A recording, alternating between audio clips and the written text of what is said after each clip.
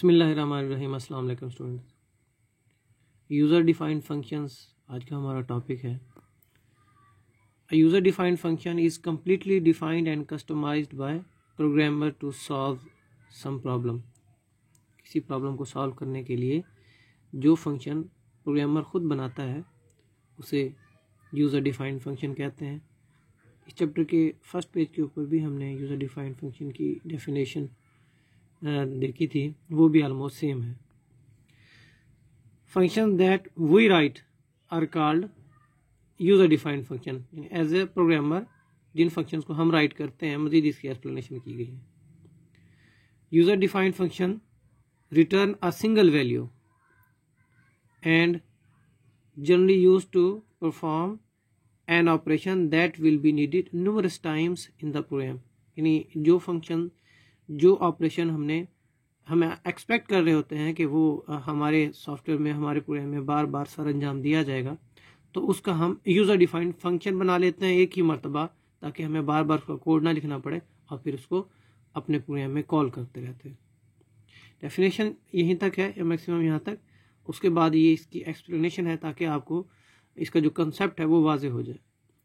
In basic user defined functions are refer to as procedures. यानी basic language के अंदर functions को procedures का भी नाम दिया जाता है। Similar to sub procedures except functions return one value.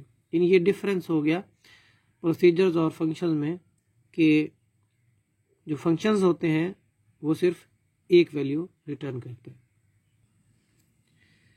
User can define the function with def FN statement.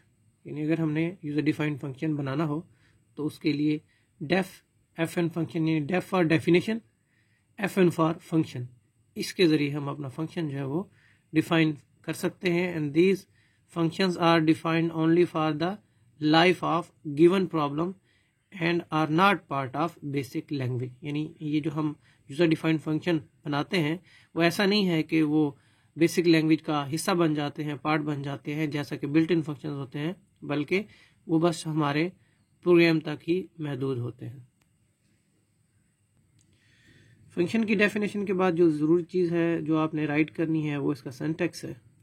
Syntax में लाइन नंबर के बाद आप डेफ एफएन लिखेंगे और उसके बाद फंक्शन का नेम देंगे।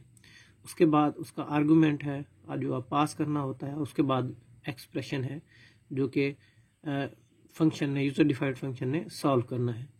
अब इसके अंदर ये जो आर्गूमेंट है consist of those variable names in the function definition that are used to replace when the function is called. यानी जब फंक्शन को कॉल किया जाएगा तो ये जो आर्गूमेंट्स हैं ये बेसिकली वेरिएबल्स होते हैं और ये वैल्यूज़ के साथ रिप्लेस हो जाते हैं। एक एग्जांपल के ज़रिए इसको समझते हैं। ये डाउन द पेज हमारे पास एग्जांपल है।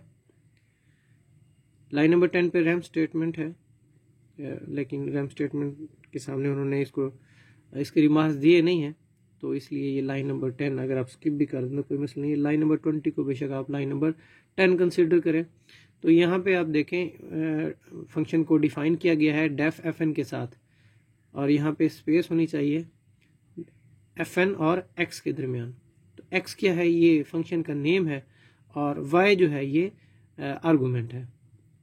ये एक्सप्रेशन है इक्वल के इस साइड पे। अब एक्सप्रेशन क्या है कि y raise to power 3 plus y raise to power 2 divided by y। अब ये y है, ये वो वेरिएबल्स हैं जो पास ऑन हुए हैं और ये वैल्यूज़ के साथ रिप्लेस होंगे। तो ये फंक्शन की डेफिनेशन हो गई। अब आइए प्रोग्राम में आते हैं कि लाइन नंबर 30 है। इनपुट स्टेटमेंट के ज़रिए यूज़र से हम दो वैल्यूज़ इनपुट करवाएंगे और स्क्रीन पर यूज़र को नज़र आएगा एंटर एनी टू नंबर्स, ताकि उसे पता चले कि उसने क्या एंटर करना है। तो उसने ये देखिए रन कमांड के बाद जब enter any two numbers user से लिए गए हैं तो उसने फर्स्ट 4 और सेकंड उसने 5 नंबर एंटर किया है। तो ये ए में 4 स्टोर हो जाएगा और 5 बी में स्टोर हो जाएगा। उसके बाद लाइन नंबर 40 पे यहाँ पे ये जो डेफ एफएन फंक्शन था उसको कॉल किया गया है। Def FN X into A plus def FN X into B. तो एफएन जो एक्स फंक्शन है, यूज़र डिफाइंड फंक्शन है, उसको 2 मरतबा कॉल किया गया है। फर्स्ट टाइम उसमें ए वेरिएबल पास किया गया है और सेकंड टाइम उसमें बी यानी फर्स्ट टाइम उसमें ए को 4 रिप्लेस करेगा और बी को 5 रिप्लेस करेगा। अच्छा, पहले इसको सॉल्व करने की कोशिश करते हैं कि def F N X into A में हमने 4 स्टोर करवाया था, तो अब यहाँ से कंट्रोल वापस यहाँ पे आएगा और जहाँ जहाँ पे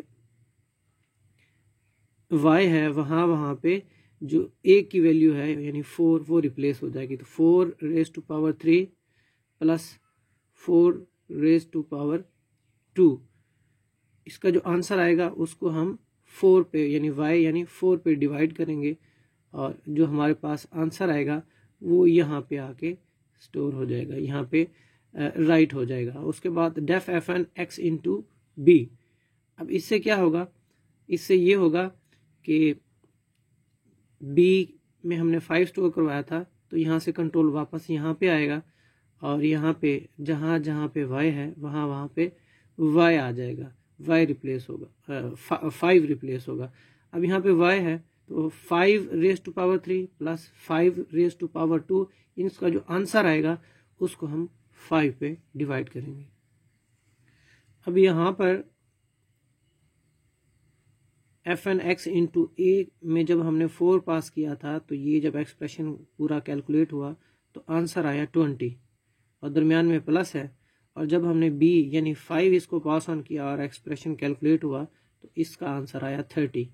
तो ये देखें, इन दोनों को हमने प्लस करके सी में स्टोर करवाना है, तो 20 प्लस 30 ये टोटल सी में 50 स्टोर हो गया और लाइन नंबर 50 पे हमने इसको स्क्रीन पर प्रिंट कर दिया। तो जब हमने इसको रन किया और दोनों वैल्यूज़ दी इसको, तो हमारे पास जो आंसर है वो 50 आ गया। तो इस एग्जांपल से हमने यूज़र डिफाइंड फंक्शन का इस्तेमाल समझ लिया।